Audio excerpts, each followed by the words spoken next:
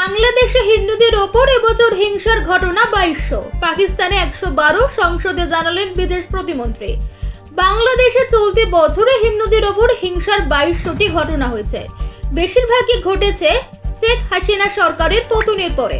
শুক্রবার রাজ্যসভায় এমনটাই জানিয়েছে বিদেশ মন্ত্রক। আরও জানানো হয়েছে, চলতি বছরে পাকিস্তানে হিন্দুদের ওপর হিংসার ঘটনা হয়েছে 112টি।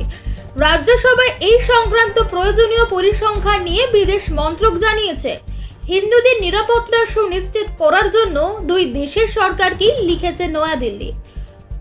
শুক্রবার রাজ্যসভায় একটি প্রশ্নের লিখিত জবাব দিয়েছেন বিদেশ প্রতিমন্ত্রী কীর্তিবর্ধন সিংহ।